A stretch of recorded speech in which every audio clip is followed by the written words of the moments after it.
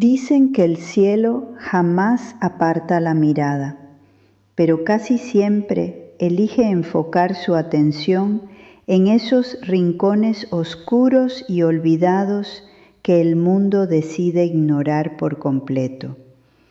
En esas espaldas encorvadas por el peso de los años, en las manos deformadas de quienes sostienen desde las sombras todo lo que otros disfrutan.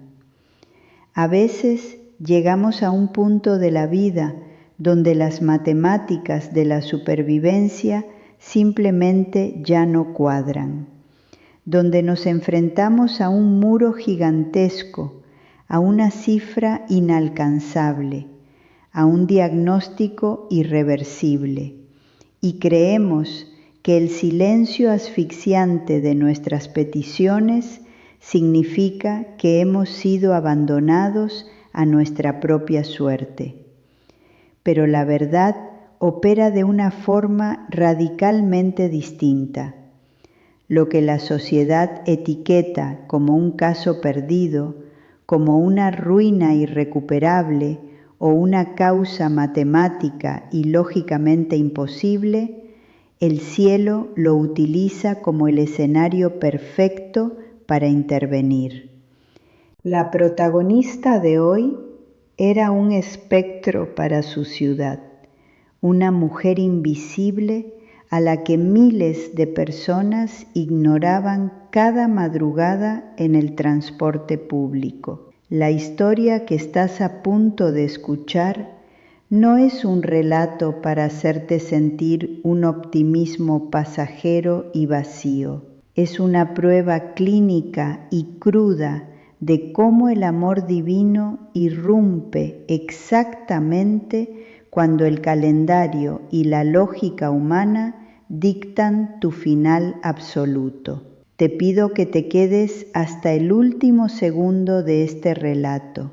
Lo que vas a escuchar no es un video más que pasas de largo, es un mensaje que fue puesto frente a ti hoy, en este preciso instante de tu vida, porque lo necesitabas con urgencia. Suscríbete a este canal ahora mismo. Te prometo que cada testimonio que publicamos aquí llega con un propósito vital e ineludible. Y por favor, ve a la sección de comentarios.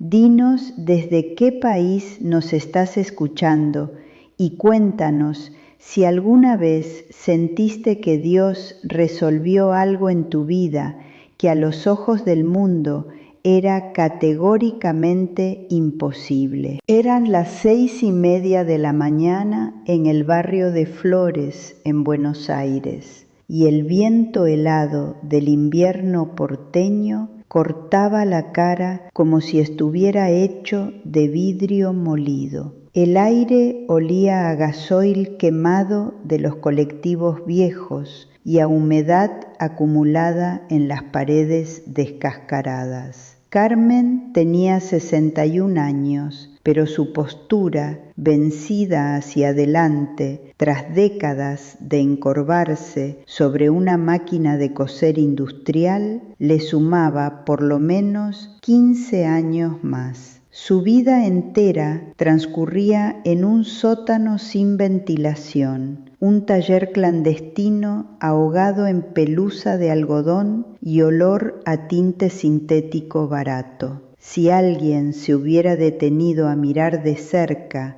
las manos de Carmen, habría podido leer en ellas la brutalidad exacta de su existencia. Eran manos nudosas, con las articulaciones severamente inflamadas por la artrosis no tratada. Las yemas de sus dedos estaban endurecidas como cuero viejo, perforadas por cientos de cicatrices microscópicas que las agujas le habían dejado a lo largo de los años. En el lado interno de su suéter de lana gris, pesado y áspero, justo a la altura del pecho, Carmen llevaba prendida con un alfiler de gancho una pequeña medalla de plata oxidada de la Virgen de Luján. Era lo único que le quedaba de su difunta madre, y ella la apretaba instintivamente a través de la ropa cada vez que el pánico amenazaba con paralizarle los pulmones. La rutina de su dolor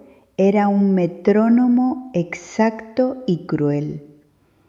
Pisar el pedal de metal frío con el pie derecho, escuchar el traqueteo ensordecedor de la aguja perforando la tela gruesa, tragar saliva para ignorar el dolor punzante que le nacía en la base del cuello y le irradiaba como electricidad hasta los codos.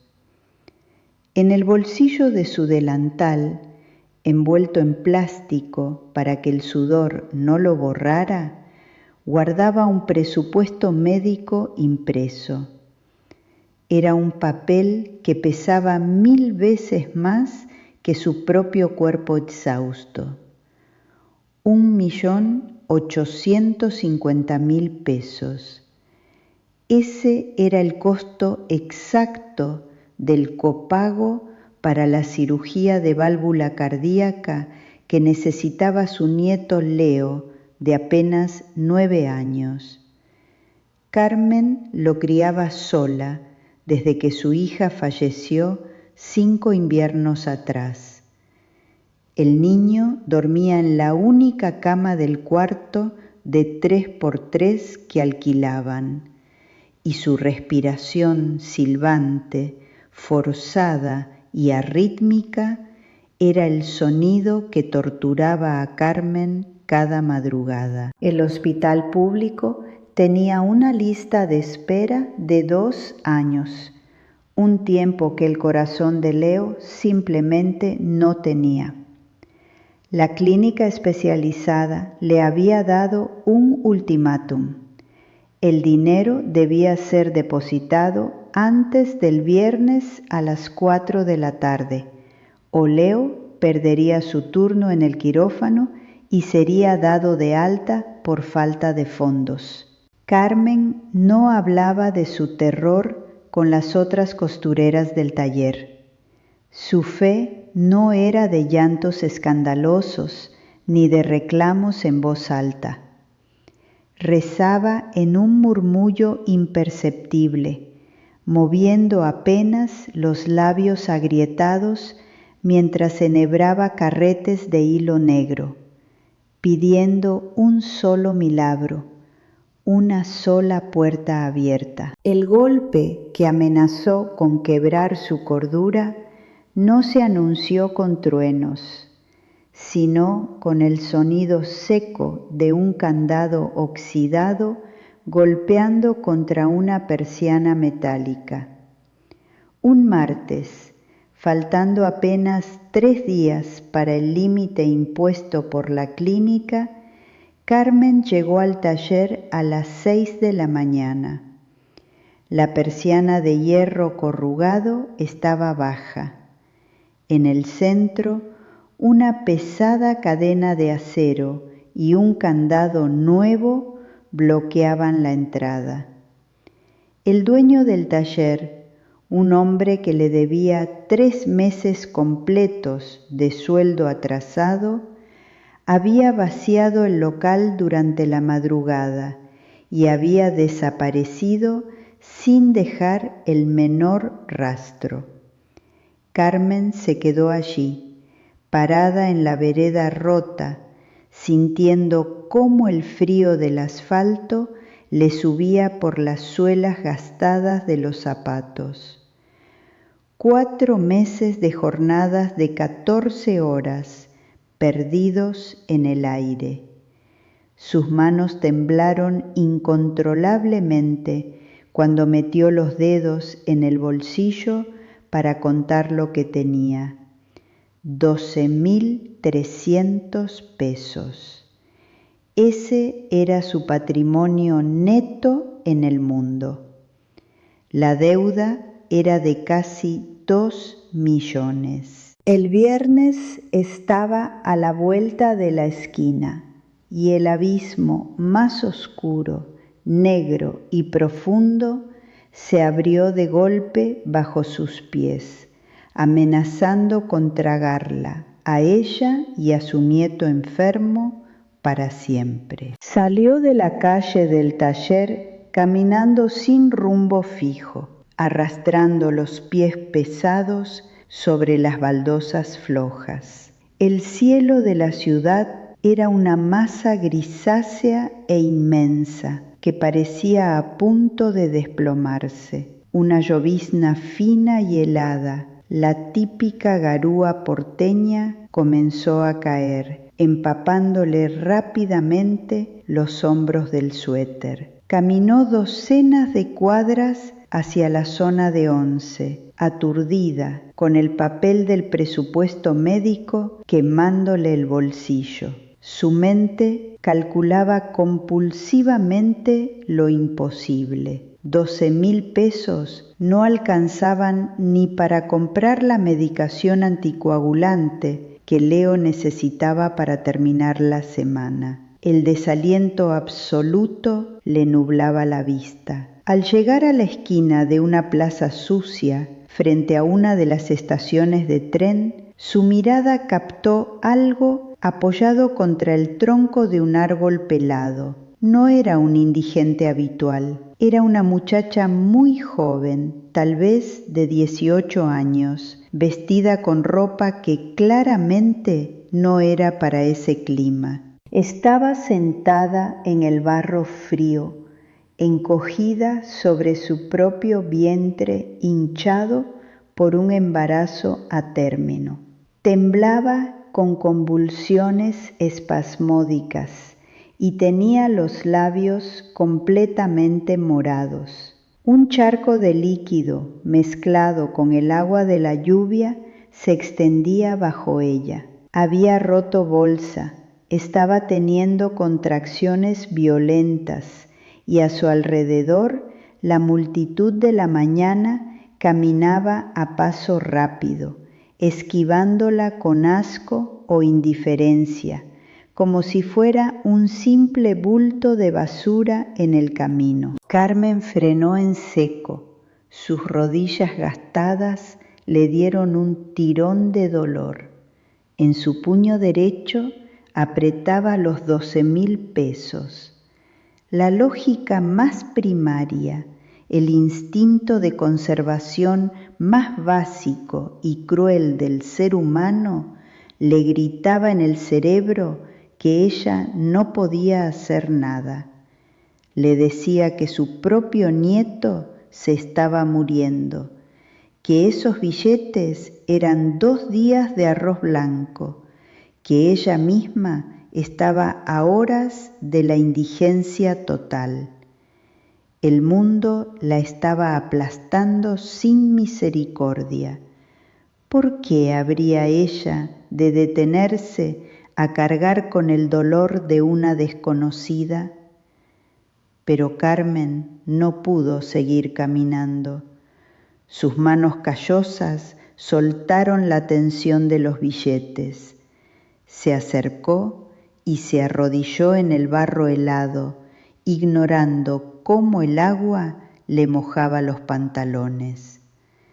La joven la miró con ojos inyectados de pánico, balbuceando con un acento extranjero que llevaba 3 días en la calle tras haber huido de un lugar donde la maltrataban.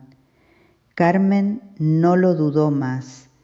Paró a un taxi que pasaba despacio por la avenida. El chofer, al ver el estado de la chica, dudó en abrir la puerta, pero Carmen le metió 10.000 pesos por la ventanilla, obligándolo a aceptar. Con un esfuerzo que le rasgó un músculo de la espalda, ayudó a la chica a subir al asiento trasero. Antes de cerrar la puerta, Carmen se desabrochó el alfiler de gancho, sacó su medalla de plata oxidada y la puso con fuerza en la palma sudorosa de la joven. «Agárrate fuerte de ella», fue lo único que le dijo. Se quedó con 2,000 pesos sueltos, suficiente para comprar una caja de té y un paquete de galletas de agua. Había entregado su último escudo. Si estás escuchando este relato en este preciso momento y sientes que estás atrapado frente a un muro gigantesco e imposible, si alguna vez te sacaste el bocado de la boca para dárselo a alguien más y sentiste que como pago el universo te hundió todavía más en la miseria y el abandono, quiero que me mires y escuches bien. Ese dolor asfixiante que sientes en la madrugada no es invisible. Quienes sostenemos día a día este canal, entendemos perfectamente ese nivel de desesperación. Conocemos ese momento exacto donde las fuerzas se agotan y las matemáticas de la vida te dicen que ya lo perdiste todo. Por favor, suscríbete a este canal ahora mismo y te lo pido desde lo más profundo del corazón. Baja a la sección de comentarios y deja ahí escrita la carga que llevas hoy. Deja el nombre de tu imposible, porque nosotros nos comprometemos solemnemente a leerte y a orar por ti, por tu situación específica y por tu paz. No estás solo en esta batalla.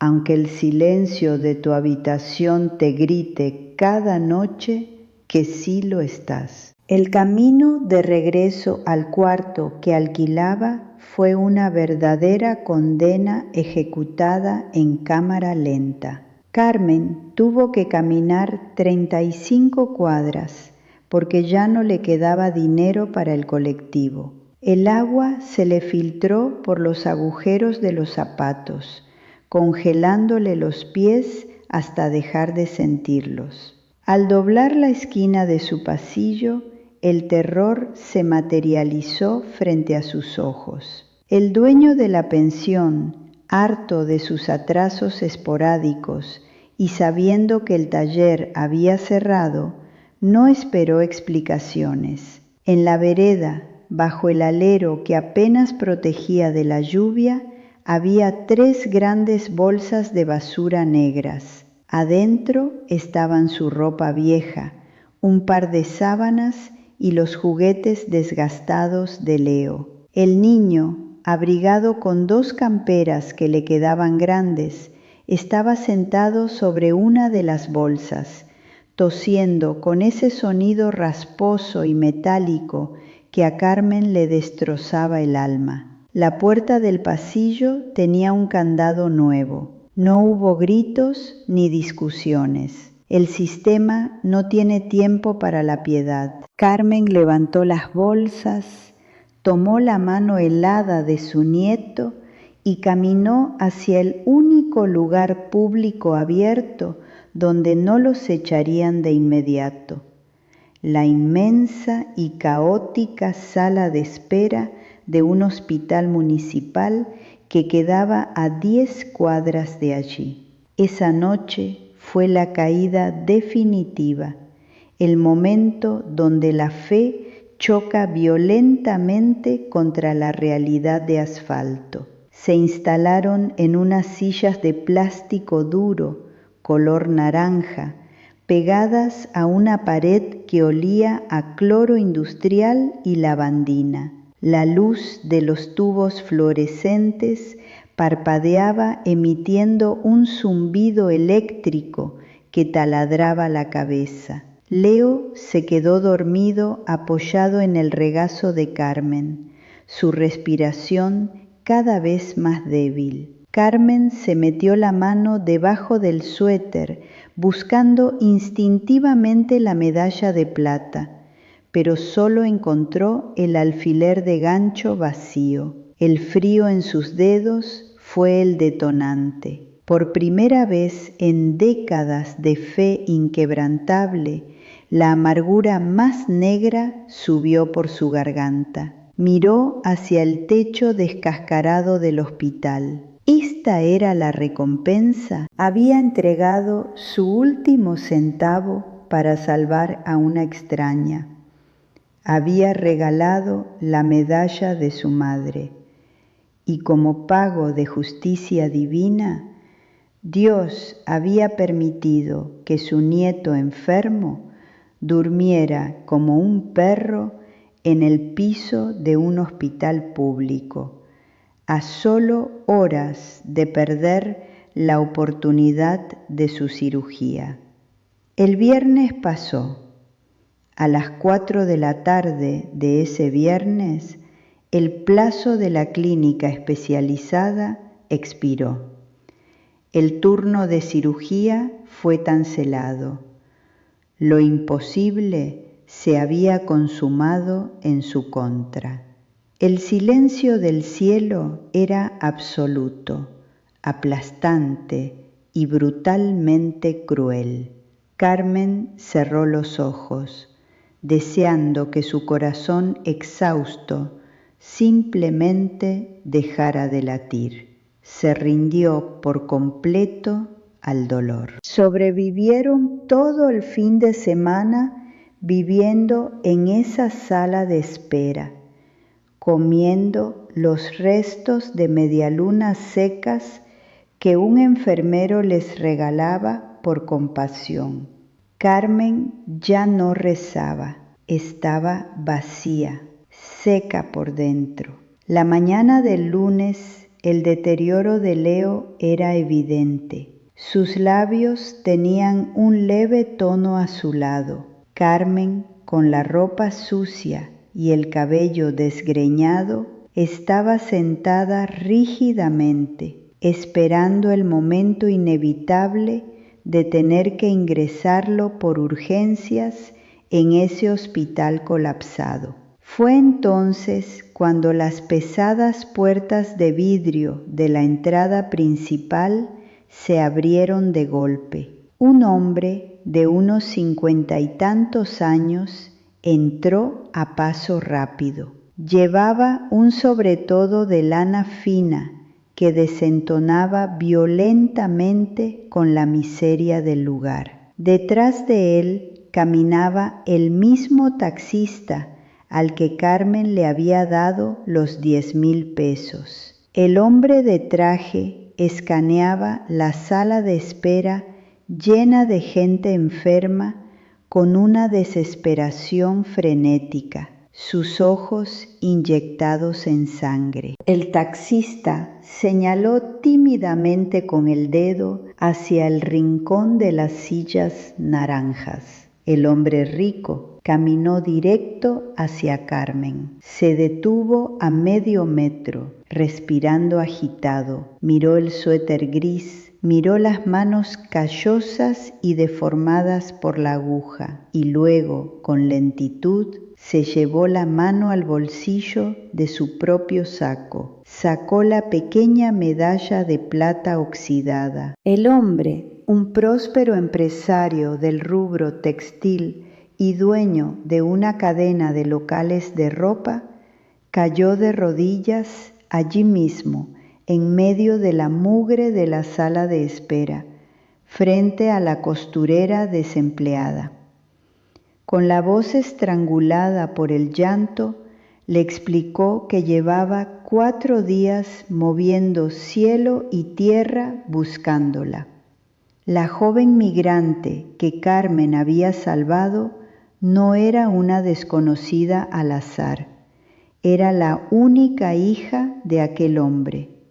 La muchacha, sufriendo una profunda depresión tras un conflicto familiar violento con su expareja, había huido de su casa meses atrás, cortando todo contacto. Había terminado en la calle, sola y al borde de la muerte por preeclampsia severa.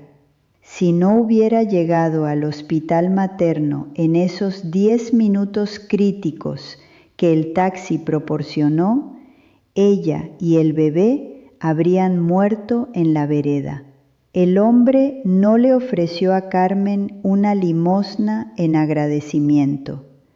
Al enterarse de la historia a través del taxista, a quien había rastreado pacientemente, tomó el control de todo. En menos de 2 horas, Leo fue trasladado en una ambulancia privada de cuidados intensivos directamente a la clínica especializada. El hombre no solo depositó el 1.850.000 pesos, pagó la totalidad absoluta de la cirugía de válvula de primer nivel, la recuperación y los honorarios de los mejores especialistas del país. Pero el milagro no se limitó a saldar una cuenta médica.